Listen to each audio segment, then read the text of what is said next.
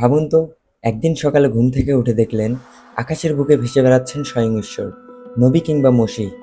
কিংবা আকাশের বুকে দেখা গেল ভিন গ্রহের প্রাণীদের একটা মহাকাশযান, যা দেখে পুরো বিশ্ব আতঙ্কে কাঁপছে। আপনি যা দেখছেন তা কি আসলেও অলৌকিক কিছু, নাকি বিজ্ঞানের চরম এক কারসাজি? 1994 সালে কানাডিয়ান সাংবাদিক সার্স মোনাশ দুনিয়ার সামনে এমন এক ষড়যন্ত্রের কথা ফাঁস করেন যা শুনলে গা শিউরে ওঠে।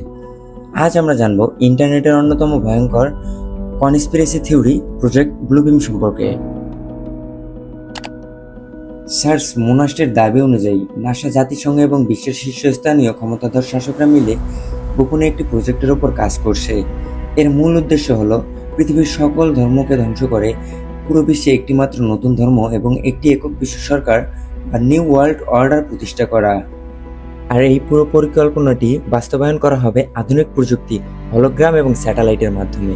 মোনাস্টের মতে এই প্রজেক্টের মোট 4টি ভয়ঙ্কর ধাপ রয়েছে।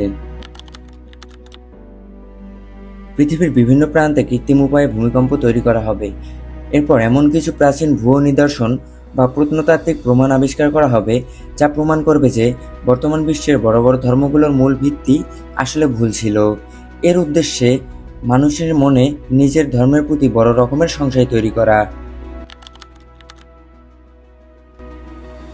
এটিই সবচেয়ে চমকপ্রদ ধাপ। শক্তিশালী স্যাটেলাইট ও লেজার প্রযুক্তির সাহায্যে আকাশের বুকে বিশাল আকারের ত্রিমাত্রিক বা 3D হলোগ্রাম প্রজেক্ট করা হবে।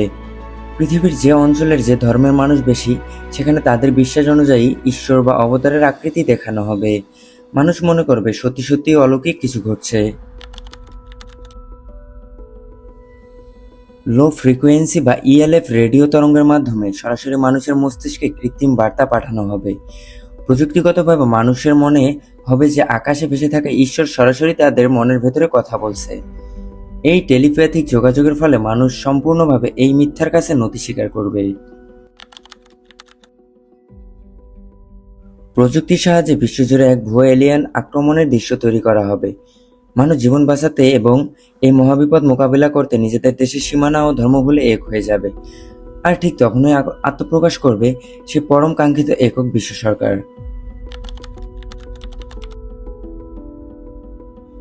শুনতে হুবহু সায়েন্স ফিকশন সিনেমার মতো লাগছে, তাই না?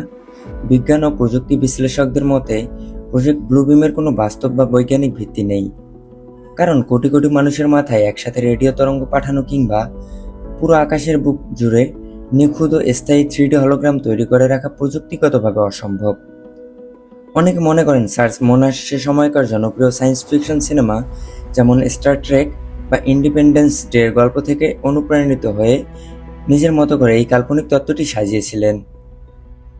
বাস্তব ভিত্তি না থাকলেও সোশ্যাল মিডিয়ায় যখনই কোনো অদ্ভুত আলোর ঝলকানি বা রহস্যময় ড্রোন শো দেখা যায়, তখনই মানুষ আবারও প্রজেক্ট ব্লুবিমের কথা মনে করিয়ে দেয়। আপনার কি মনে হয়, এটা কি শুধু একজন সাংবাদিকের উর্বর মস্তিষ্কের ঘটনা, নাকি এর পেছনে আসলেই কোনো রহস্য লুকিয়ে আছে? আপনার মতামত নিচের কমেন্টে জানান। ভিডিওটি ভালো লাগলে লাইক দিন এবং এমন আরও রহস্য রোমাঞ্চের গল্প জানতে চাইলে চ্যানেলটি সাবস্ক্রাইব করে রাখুন।